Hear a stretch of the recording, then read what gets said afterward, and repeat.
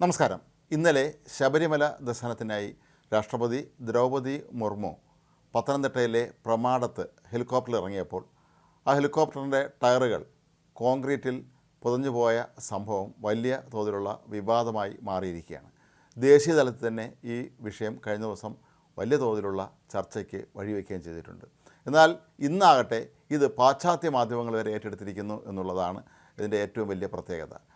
കേരള സർക്കാരിൻ്റെ പിടിപ്പുകേട് കൊണ്ട് ഇത്രയും വലിയ ഒരു VIP എത്തിയ ഹെലികോപ്റ്ററിന് ഇറങ്ങാനുള്ള ഹെലിപ്പാഡ് പോലും കൃത്യമായി ഒരുക്കാൻ കഴിയാത്തതിനെക്കുറിച്ചുള്ള വ്യക്തമായ വാർത്തകൾ തന്നെയാണ് ഇപ്പോൾ എല്ലായിടത്തും പരക്കുന്നത്.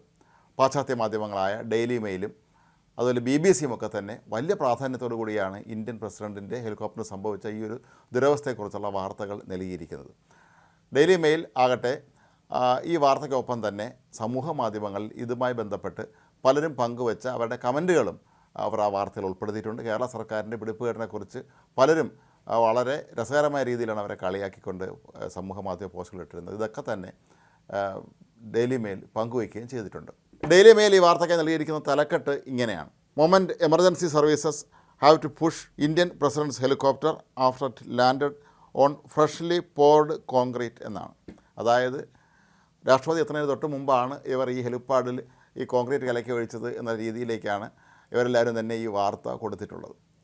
വളരെ അത്ഭുതകരവും വിചിത്രമായ രീതിയിലാണ് സ്ഥലം MLA ഉൾപ്പെടെയുള്ള ആളുകൾ എന്നിട്ട് ഈ സംഭവത്തോട് പ്രതികരിച്ചത് എന്നുള്ളതാണ് അതിലേറെ വിചിത്രമായൊരു കാര്യം. പ്രമുഖ അന്താരാഷ്ട്ര മാധ്യമമായ BBC-യും ഈ വാർത്ത വലിയ പ്രാധാന്യത്തോട് തന്നെയാണ് കൊടുത്തിട്ടുള്ളത്. വാർത്താ ഏജൻസിയായ ANA-യുടെ ദൃശ്യങ്ങൾ അവരതിനായി ഉപയോഗിക്കുന്നുണ്ട്.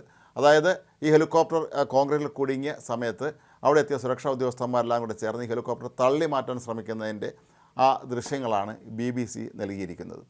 ഇന്ത്യയിലെ ഏറ്റവും വലിയ പദവിയായ ഇന്ത്യൻ പ്രസിഡന്റ് അല്ലെങ്കിൽ രാഷ്ട്രപതി സഞ്ചരിച്ച ഹെലികോപ്റ്ററിനാണ് ഈ ഒരു അവസ്ഥ വന്നത് എന്നുള്ളത് ആഗോളതലത്തിൽ തന്നെ ഇപ്പോൾ ചർച്ചയായി മാറുകയാണ്. കാരണം കേരളത്തിൽ ഒരിക്കലും മുമ്പ് ഇത്തരം ഒരു സംഭവം ഉണ്ടായതായി റിപ്പോർട്ട് ചെയ്യപ്പെട്ടിട്ടില്ല.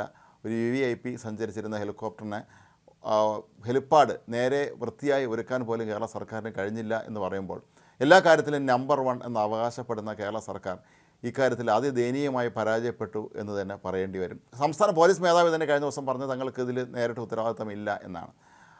ഈ ഹെലികോപ്റ്റർ ലാൻഡ് ചെയ്തപ്പോഴുണ്ടായ ചില സാങ്കേതിക പ്രശ്നങ്ങൾ കാരണമാണ് ഇത്തരത്തിൽ ഇതിൻ്റെ ടയറുകൾ കോൺക്രീറ്റിൽ ആഴ്ന്നു പോയതെന്നൊക്കെയാണ് അവർ വിശദീകരിക്കുന്നത്. പക്ഷേ എന്തൊക്കെ പറഞ്ഞാലും എന്നാൽ ഒരു കാര്യം നമ്മൾ മനസ്സിലാക്കേണ്ടത്, കേരളത്തിലെ സാധാരണ ജനങ്ങളോടുള്ള ഈ സർക്കാരിൻ്റെ അതേ നിലപാട് തന്നെയാണ് ഇന്ത്യൻ പ്രസിഡൻറ്റിനോടും കാട്ടിയത് എന്ന് തന്നെ പറയേണ്ടി വരും. കാരണം ഇന്ത്യൻ പ്രസിഡൻറ്റിനെ പോലെയുള്ള ഒരു VVIP ഒരു സംസ്ഥാനം സന്ദർശിക്കുമ്പോൾ പാലിക്കേണ്ട ഒരുപാട് പ്രോട്ടോക്കോൾ കാര്യങ്ങളുണ്ട്. ഒരു സ്ഥലത്ത് ഹെലികോപ്റ്റർ ഇറങ്ങാൻ നേരെ തീരുമാനിച്ചിരുന്നാൽ അതിൻ്റെ പ്ലാൻ B എന്നുള്ളതുപോലെ മറ്റൊരു സ്ഥലത്ത് കൂടി അതിനുള്ള ഒരു ബദൽ സംവിധാനം ഏർപ്പെടുത്തുന്ന രീതി എല്ലായിടത്തും ഉണ്ട്. രാഷ്ട്രപതി സഞ്ചരിക്കുന്ന വീഥികളിൽ പോലും അതുണ്ട്.